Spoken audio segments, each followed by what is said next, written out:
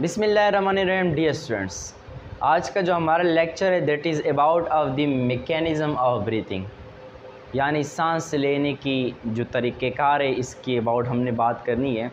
बहुत ज़्यादा बच्चों को इस टॉपिक के अंदर बहुत ज़्यादा कन्फ्यूजन रहती है, लेकिन आज की इस लेक्चर के अंदर हम इसको मुकम्मल ज़बरदस्त मेथड के साथ आप लोगों को समझाएंगे। तो चलिए टॉपिक की तरफ चलते हैं। Mechanism of breathing in human breathing mechanism is also called as a suction pump mechanism. याद रखिए, जो ह्यूमन ब्रीथिंग जो मैकेनिज़्म है, एक ह्यूमन के अंदर जो ब्रीथिंग मैकेनिज़्म है, इसको हम आल्सो कॉल्ड कहते हैं सक्शन पम्प मैकेनिज़्म। अब सवाल ये है कि इसको सक्शन पम्प मैकेनिज़्म कहते क्यों है, वो मैं यहाँ पर जवाब दूँगा। अभी तक इसको जो है ड्रॉप कर ले। तो breathing mechanism consist of two phases. ये जो ब्रीथिंग मैकेनिज़्म है ये टू फेजेस पर क्या है, कंसिस्ट है। हमारे पास कौन कौन से फेजेस है? फर्स्ट फेज हमारे पास इंस्पायरेशन है। अब इंस्पायरेशन का क्या मतलब है? इंस्पायरेशन का मतलब होता है इनटेक ऑफ ऑक्सीजन। ऑक्सीजन को क्या करना, इनटेक करना, लेना। इस तरीके से expiration out going of carbon dioxide, carbon dioxide को निकालना, इसको हम कहते हैं एक्सपायरेशन। लेकिन हाँ, याद रखें कि हमारे पास इंस्पायरेशन की जगह अगर इनहेलेशन का टर्म यूज़ हो जाए या आपने यूज़ करनी हो, तो इनहेलेशन के साथ आपने एक्सपायरेशन का इस्तेमाल कभी नहीं करनी। इनहेलेशन के साथ एक्सहेलेशन का लफ्ज़ जो है ना टर्म यूज़ करनी है आपने। इस तरीके से इंस्पायरेशन के साथ एक्सपायरेशन का टर्म आपने यूज़ करनी है। तो याद रखिए। अब हमारे पास एक और दिलचस्प बात बताने वाला हूँ यहाँ पर। The lungs themselves neither drawn in air nor push it out। ये बात ध्यान में रखें। बहुत ज़्यादा लोग कहते हैं कि ये लंग्स है जो है ना काम करती है कि जो ऑक्सीजन को इनटेक करती है, कार्बन डाइऑक्साइड को निकालती है, लेकिन मैं कह रहा हूँ कि ये बहुत गलत है। गलत तो आप कह सकते हैं कि ये जो है ना, आप कंप्लीटली इसको कह सकते हैं कि लंग्स का इसके अंदर कोई भी किरदार नहीं है कि ऑक्सीजन का लेना, कार्बन डाइऑक्साइड को निकालना। ये आप कह सकते हैं कि लंग जो है इसमें 0% भी इसका किरदार नहीं है। आप किरदार किन चीज़ों का है, किन पार्ट्स का है, याद रखें। बट लेकिन it is a chest wall, intercostal muscle and diaphragm. ये तीन चीज़ें जो है हमने आप लोग को बताया, chest wall, intercostal muscle and diaphragm. ये तीन जो पार्ट जो है ये हमारे पास हवा को इनटेक भी करने में मदद देती है, हवा को निकालने में भी मदद देती है, ना कि लंग्स। लंग्स इसके अंदर कोई भी लंग्स किरदार नहीं है। बात क्लियर हो गई। अब ये तीन पार्ट जो है which acts as a pump for moving the air in and out of the lungs. ये एज अ पंप काम करता है किसके लिए? For moving the air in and out. हवा को अंदर लेने में, हवा को बाहर जाने में मदद कौन करता है हमारे पास? लंग से कौन करता है? Intercostal muscle, chest wall and diaphragm. ये तीन पार्ट्स अपने जहन में रखनी है कि ये हमारे पास मुकम्मल जो किरदार है इनहेलेशन और एक्सहेलेशन के अंदर, ये तीन पार्ट्स जो है ना अदा करेंगे। तो अब चलते हैं इस साइड के ऊपर। चेस्ट वॉल हमारे पास जो है ना, अब यहाँ पर तीन पार्ट्स का जिक्र किया गया है, chest wall, intercostal muscle and diaphragm. अब याद रखिए कि ये तीन पार्ट्स है क्या। याद रखिए, फर्स्ट पार्ट चेस्ट वॉल। अब ये चेस्ट वॉल क्या है? Ribs of chest cavity is called chest wall. Ribs का मतलब होते हैं पसलियाँ। और हमारे जिस्म के अंदर 12 पेयर्स ऑफ हमारे पास रिब्स होती है, यानी फिर टोटल कितनी हो गई हमारे पास? 24 रिब्स हमारे जिस्म के अंदर, चेस्ट कैविटी के अंदर मौजूद होती है। अब ये सारे के सारे जो रिब्स हैं, यानी 24 रिब्स जो है, 12 पेयर्स रिब जो है, ये हमारे पास जो मौजूद है चेस्ट कैविटी के अंदर, इसको हम चेस्ट वॉल कहते हैं। तो आप सिंपल लहजे में यूँ कह सकते हैं कि जो पसलियाँ हैं, जो रिब्स हैं चेस्ट कैविटी के अंदर, इस कॉल्ड चेस्ट वॉल। एक बात क्लियर हो गई। दूसरी बात, इंटरकॉस्टल मसल। अब इंटरकॉस्टल मसल क्या है? This are muscles. ये क्या है? मसल्स है। क्या है? मसल्स है। Which are present in between ribs are called. अब याद रखें, मैंने यहाँ पर ऊपर मैंने एक बात की है कि हमारे पास क्या होती है? रिब्स होती है। ये लेट हमारे पास क्या है? रिब्स है। ये इस तरीके से हमारे पास क्या होती है? मौजूद होती है। अब जो है ना गौर से देखें, अब बता रहा हूँ कि इंटरकॉस्टल मसल क्या है। ये हमारे पास रिब्स हैं जिसको हम चेस्ट वॉल कहते हैं। इस तरीके से जो इन रिब्स के अंदर जो हमारे पास के दरमियान आप कह सकते हैं कि जो मसल मौजूद होती है, इस तरीके से हमारे पास ये 2 रिब्स हैं ना, इसके दरमियान जो मसल है, ये 2 रिब्स है, इसके दरमियान जो मसल है, ये मसल जो है हमारे पास, ये मसल हमारे पास क्या है, ये मसल है हमारे पास इंटरकॉस्टल मसल।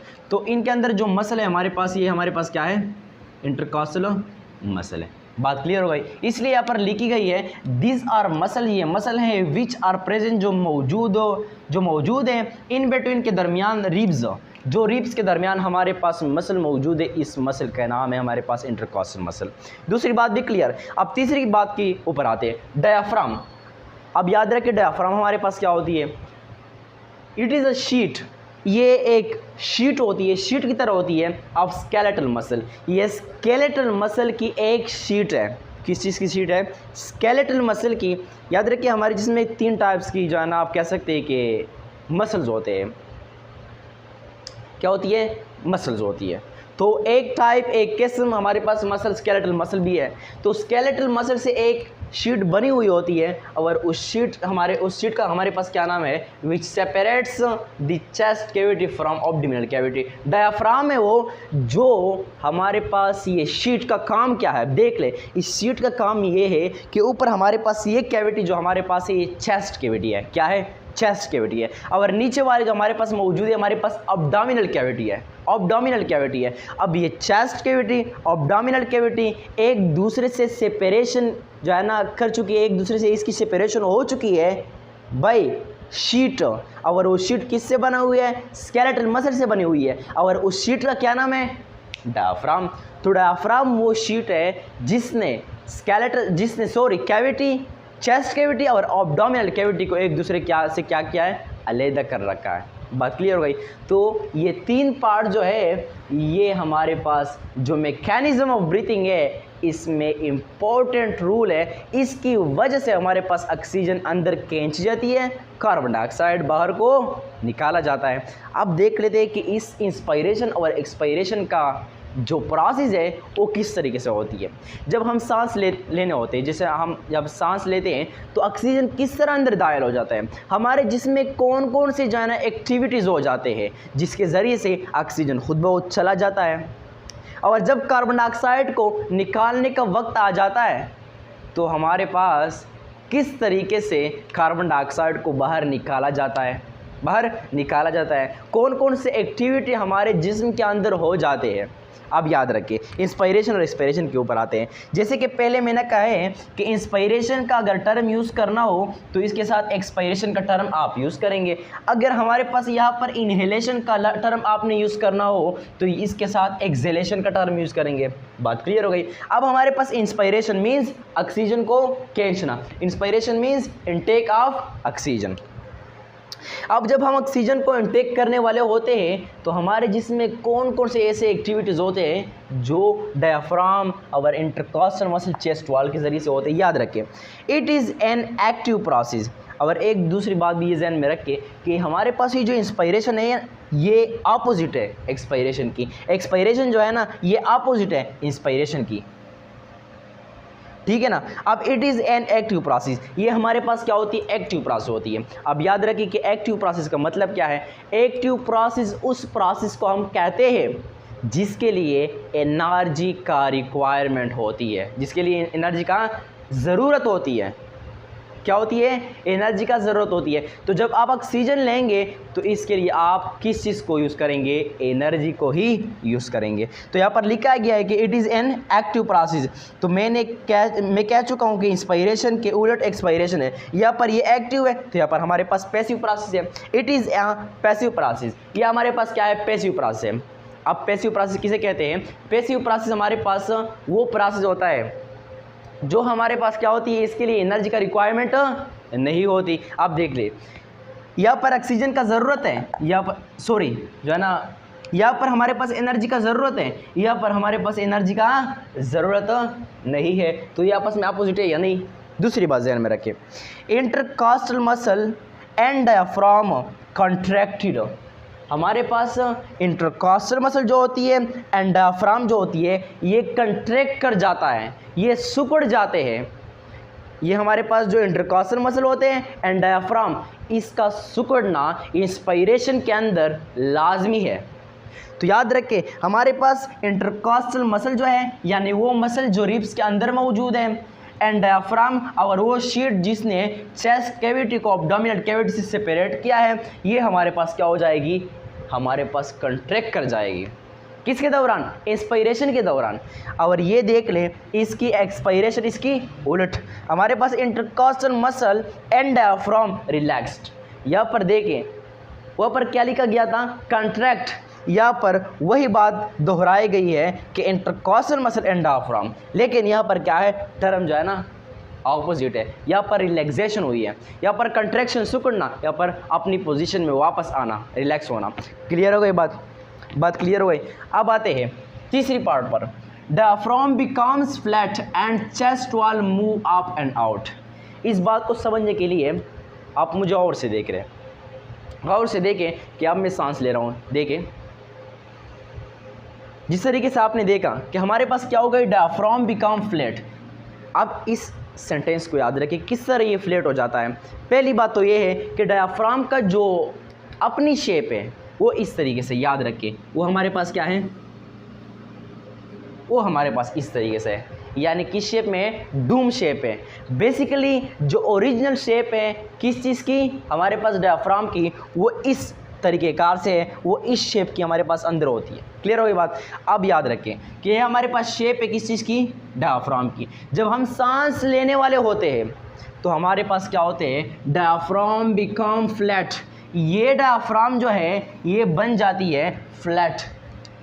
किस शेप में बन जाती है, ये हमारे पास फ्लैट शेप इख्तियार कर देती है। अब फ्लैट शेप का क्या मतलब है, ये फ्लैट हो गई, ये क्या हो गई, ये हमारे पास डूम है, ये फ्लैट हो गई। तो इंस्पिरेशन के अंदर हमारे पास जो डायफ्राम होगी वो क्या हो जाएगी, फ्लैट हो जाएगी। क्या हो जाएगी, फ्लैट हो जाएगी। दूसरी बात, एंड चेस्ट वॉल मूव्स, और चेस्ट वॉल क्या हो जाएगी, रिब्स की बात हो रही है, और रिब्स क्या हो जाएगी, आप ऊपर जाएगी। क्या हो जाएगी, ऊपर जाएगी। एंड आउट, और बाहर जाएगी। जैसे मैंने सांस ली उस टाइम तो हमारे पास जो मेरे बाजू थे वो ऊपर गए थे, हमारे पास अप पोजीशन में गए थे, एंड आउट और बाहर भी गए थे। तो हमारे पास जो रिब्स होती है यानी चेस्ट वॉल होती है ये ऊपर भी जाती है। आप खुद ट्राई कर सकते हैं, सांस ले और देखें कि आपकी जो बाजू है ये ऊपर जा रहा है या नहीं, ये आपको जो चेस्ट वॉल है ये आउट हो रहा है या नहीं। ठीक है, तो इंस्पिरेशन के दौरान हमारे पास ये चेस्ट वॉल होगी ये ऊपर भी जाएगी और जो है ना हमारे पास बाहर भी, आउट भी जाएगी।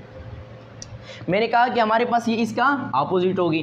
तो यहाँ पर लिखा है diaphragm become Doom, diaphragm become Doom, यानी डायफ्राम फिर से अपनी पोजीशन में वापस आ जाएगा, वापस आ जाएगा। यानी पहले जब इंस्पिरेशन का दौरान था हमारे पास ये फ्लैट हो गई, अब हमारे पास इंस्पिरेशन का दौरान ख़त्म हो गई। अब एक्सपायरेशन ने कहा कि मैं भी जो है ना कार्बन डाइऑक्साइड को रिलीज़ करना चाहता हूँ, तो क्या हो जाएगी कि ये जो फ्लैट शेप है ये वापस में हमारे पास जो है ना कन्वर्ट हो जाएगी किस चीज़ें, डूम शेप के अंदर। डूम शेप यानी गुंबद नुमा शेप, जो मस्जिद की गुंबद होती है, गुंबद, इस तरीके से हमारे पास ये फिर जो है ना इस शेप में कन्वर्ट हो जाती है। इस शेप में हमारे पास क्या हो जाती है, कन्वर्ट हो जाती है। बात क्लियर हो गई। And chest wall move down and in, और जो चेस्ट वॉल होती है ये हमारे पास क्या होती है, डाउन होती है, नीचे जाती है, एंड इन और अंदर की तरफ। ये जो आपकी बाजू है चेस्ट वॉल जो है ये क्या हो जाएगी, डाउन, नीचे हो जाएगी, और जो चेस्ट वॉल है ये हमारे पास इन आ जाएगी, यानी अंदर की तरफ आ जाएगी। ये बात क्लियर हो गई। उसके बाद हमारे पास 4 पार्ट, लंग्स एक्सपेंडेड। तो जाहिर बात है जब हमारे पास ये जो चेस्ट वॉल है ये ऊपर मूव करेगी, आउट मूव करेगी, तो हमारे पास जो लंग्स होगी वो तो एक्सपेंडेड हो जाएगी, वो भी फैल जाएगी ना, जगह बहुत ज़्यादा होगी। ठीक है ना, हमारे पास जो चेस्ट वॉल होती है ये ऊपर और आउट जाएगी, तो हमारे पास जो लंग्स होंगे वो भी हमारे पास क्या हो जाएगी, लंग्स भी हमारे पास एक्सपेंड हो जाएगी। तो ये भी फैल जाएगी लंग्स। और यहाँ पर आप देख सकते हैं कि लंग्स रिकॉल्ड, लंग्स फिर से अपनी पोजीशन में आ जाएगी क्योंकि एक्सपायरेशन का दौरान है और एक्सपायरेशन के दौरान में डायफ्राम अपनी पोजीशन डूब शेप में आ गई। जो चेस्ट वॉल थी वो हमारे पास डाउन, नीचे और इन, अंदर की तरफ आ गई। उसके बाद हमारे पास जो लंग्स होगी वो भी क्या हो जाएगी, क्योंकि कैविटी कम हो गई ना, तो लंग्स भी अपनी पोजीशन में खुद आएगी, रिकॉल्ड हो जाएगी, यानी अपनी पोजीशन को इख्तियार करेगी। तीसरी बात 5 volume of chest cavity increases. और ये जो हुजूम होती है, वॉल्यूम होती है चेस्ट कैविटी की, ये हमारे पास क्या हो जाएगी, इंक्रीज़ हो जाएगी। ज़ाहिरी बात है कि जब चेस्ट वॉल ऊपर गए, चेस्ट वॉल आउट हो गए, तो हमारे पास जो चेस्ट कैविटी है वो भी, इसकी जो वॉल्यूम है वो भी इंक्रीज़ हो जाएगी ना। चेस्ट वॉल इससे ऊपर गए, चेस्ट वॉल इससे आउट गए, तो हमारे पास जो वॉल्यूम होगी, हुजूम होगी किस चीज़ की, चेस्ट कैविटी की, तो वो भी क्या हो जाएगी, इंक्रीज़ हो जाएगी। इस तरीके से आप देख सकते हैं कि volume of chest cavity decreases, और यहाँ पर जो वॉल्यूम होगी चेस्ट कैविटी की हमारे पास क्या हो जाएगी, वो हमारे पास डिक्रीज़ हो जाएगी। क्या हो जाएगी, डिक्रीज़ हो जाएगी। Negative pressure is form in lungs. अब बहुत ज़्यादा जो है ना स्टूडेंट इस सेंटेंस के अंदर जो है बहुत ज़्यादा कंफ्यूज हो जाते हैं। क्या नेगेटिव प्रेशर का क्या मतलब है, बता रहा हूँ इंशाल्लाह, ऐसा समझा रहा हूँ जो है ना आपसे, बिल्कुल फिर जो है ना आप कह सकते हैं कि नहीं बोल पाएंगे आप। देखें हमारे पास 1 है, 2 है, 3 है, 4 है, 5 है। ये लेट आपने 1 करनी है तो हमारे पास ये 0 हो गई। यहाँ पर -1, -2, -3 और -4 हो गई। अब देख ले कि हमारे पास नेगेटिव इंस्पायरेशन के दौरान negative pressure is form in lungs पर हमारे पास नेगेटिव प्रेशर जो है ना बन जाती है। अब किस तरह नेगेटिव प्रेशर बन जाती है, इसका मतलब है कि नेगेटिव प्रेशर, याद रखिए जब प्रेशर नेगेटिव के अंदर जाते हैं, मतलब ये 0 है, ये -1, -2, इसका मतलब है कि नेगेटिव की तरफ जा रही है, तो इसका मतलब है कि प्रेशर कम हो जाएगी ना। Negative pressure is formed in lungs में हमारे पास नेगेटिव प्रेशर बन जाएगी, लंग्स पर हमारे पास नेगेटिव प्रेशर बन जाएगी। लेकिन ये नेगेटिव प्रेशर किस लिए बने हैं, ये प्रेशर जो है नेगेटिव के अंदर क्यों गई है, क्योंकि हमारे पास जो चेस्ट कैविटी है वो इंक्रीज़ हो गई। तो जब एक चीज़ को आप इंक्रीज़ करेंगे तो जाहिर बात है कि इसकी प्रेशर भी कम होगी, तो इसलिए हमारे पास जो प्रेशर है ये नेगेटिव के अंदर जो है ना इंस्पायरेशन के दौरान जाती है। आप इसके अपोजिट देख सकते हैं कि यहाँ पर volume of chest cavity decrease, जो वॉल्यूम है चेस्ट कैविटी की वो क्या हमारे पास हो गई, डिक्रीज हो गई। जब वो कम हो गई तो इसका मतलब प्रेशर ज़्यादा होगी ना, इसलिए कहता है कि positive pressure is form in lungs पर हमारे पास अब पॉजिटिव प्रेशर जो है ना बन जाएगी, क्योंकि जब प्रेशर बनता है तो पॉजिटिव की तरफ जाता है ना, तो हमारे पास ये 1 हो जाएगी, 2, 3, 4, 5 से ना इस तरीके से जाएगी, क्योंकि प्रेशर बढ़ रहा है। किस लिए बढ़ रहा है, क्यों बढ़ रहा है, कि हमारे पास जो वॉल्यूम है, हुजूम है, चेस्ट कैविटी वो भी डिक्रीज़ हो रही है। अब जब जितना छोटा चीज़ होगी इसकी जो प्रेशर भी ज़्यादा होगी, अब जितना बड़ा चीज़ है इसकी जो ना इसके अंदर आप पानी डाल लेते हैं इसकी प्रेशर भी कम होगी। क्लियर हो गई बात। उसके बाद एयर इज़ अ पुल्ड इन, और हवा को खींचा जाता है अंदर की तरफ, हवा को खींचा जाता है किसकी तरफ, अंदर की तरफ, क्योंकि इंस्पायरेशन है, ज़ाहिरी बात है इंस्पायरेशन के अंदर तो हमारे पास हवा को खींचा ही जाता है। तो हमारे पास यहाँ क्या कहता है कि एयर इज़ पुल्ड इन, हवा को पुल्ड किया जाता है, खींच जाता है, इन अंदर की तरफ। इसके अपोजिट क्या हो जाएगी, एयर इज़ फोर्स्ड आउट, और हवा को बाहर जो है ना आप कह सकते हैं कि निकाला जाता है यहाँ पर। तो चूँकि एक्सपायरेशन के दौरान तो हमारे पास कार्बन डाइऑक्साइड को निकाला जाता है, तो air is poured out, air पर हमारे पास फोर्स्ड लगाया जाता है और इसको निकाला जाता है।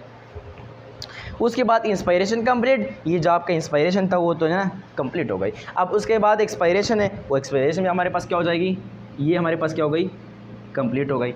लेकिन यहाँ पर बात ज़हन में रखिए, मैंने लेक्चर के स्टार्ट में कहा था कि ये सक्शन पंप मैकेनिज़्म क्यों कहा जाता है, इसलिए कहा जाता है कि हमारे पास यहाँ पर क्या होती है कि वॉल्यूम ऑफ चेस्ट कैविटी क्या होती है, इंक्रीज़।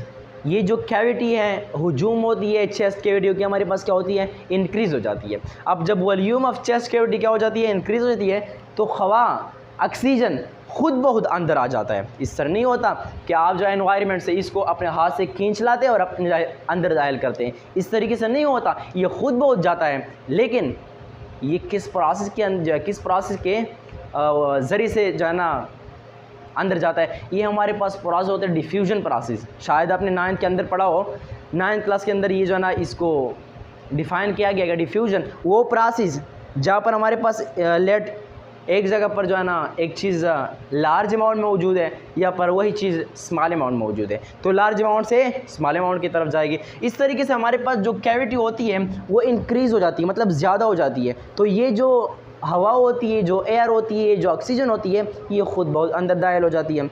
अब कार्बन डाइऑक्साइड किस तरह निकलता है? कार्बन डाइऑक्साइड इस तरह निकलता है कि हमारे पास ये चेस्ट कैविटी होती है डिक्रीज़ हो जाती है। पहले तो इंक्रीज़ हो गई तो हमारे पास ऑक्सीजन दाखिल हो गई, अब डिक्रीज़ हो गई तो इसके अंदर जो हमारे पास कार्बन डाइऑक्साइड है वो हमारे पास क्या हो जाएगी? निकल जाएगी। तो ये एज अ सक्शन पंप इसलिए कहते हैं कि ये एक सक्शन पंप की तरह वॉल्यूम बढ़ गई, हवा अंदर आ गई, वॉल्यूम जो है ना डिक्रीज़ हो गई तो हमारे पास हवा बाहर गई।